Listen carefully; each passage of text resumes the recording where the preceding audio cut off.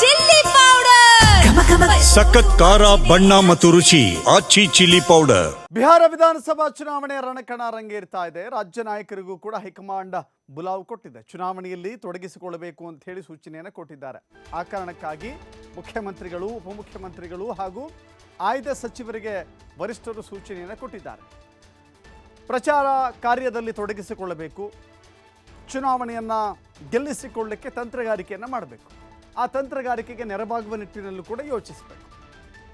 ಹೀಗಾಗಿ ಬಿಹಾರದ ಕಡೆ ಮುಖ ಮಾಡ್ತಾ ಇದ್ದಾರೆ ಕಾಂಗ್ರೆಸ್ ಪಕ್ಷದ ನಾಯಕರು. ಪಕ್ಷದ ಅಭ್ಯರ್ಥಿಗಳ ಪರವಾಗಿ ಪ್ರಚಾರವನ್ನು ನಡೆಸ್ತಾರೆ ನಾಯಕರು. ಜೊತೆಗೆ ಸ್ಥಳೀಯ ನಾಯಕರ ಜೊತೆ ರಣತಂತ್ರಗಳ ಬಗ್ಗೆಯೂ ಕೂಡ ಸಲಹೆ ಸೂಚನೆಗಳನ್ನು ಪಡಿತಾರೆ.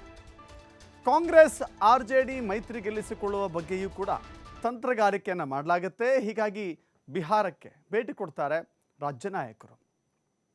ಹೇಳಿ ಕೇಳಿ ಸದ್ಯಕ್ಕೆ ಅತ್ಯಂತ ಪ್ರಬಲವಾಗಿ, ಶಕ್ತಿಯುತವಾಗಿ ಯಾವ ರಾಜ್ಯದಲ್ಲಿ ಕಾಂಗ್ರೆಸ್ ಇದೆ ಅಂತ ಹೇಳಿದ್ರೆ ಅದು ಕರ್ನಾಟಕದಲ್ಲಿ. ಮುಖ್ಯಮಂತ್ರಿ ಸಿದ್ದರಾಮಯ್ಯ ನೇತೃತ್ವದಲ್ಲಿರುವಂಥ ಸರ್ಕಾರ ಶಕ್ತಿಯುತವಾಗಿದೆ. ಕಾಂಗ್ರೆಸ್ನ ಒಂದು ಬಲ ಅಂತ ಹೇಳಿದ್ರೆ ಕರ್ನಾಟಕ.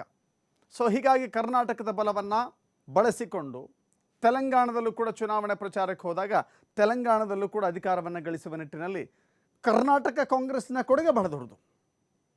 ತೆಲಂಗಾಣದಲ್ಲಿ ಕಾಂಗ್ರೆಸ್ ಇವತ್ತು ಸರ್ಕಾರ ಇದೆ ಅಂತ ಹೇಳಿದ್ರೆ ಕರ್ನಾಟಕದ ಕಾಂಗ್ರೆಸ್ನ ಕೊಡುಗೆ ಅಲ್ಲಿ ಕಾಣಿಸುತ್ತೆ.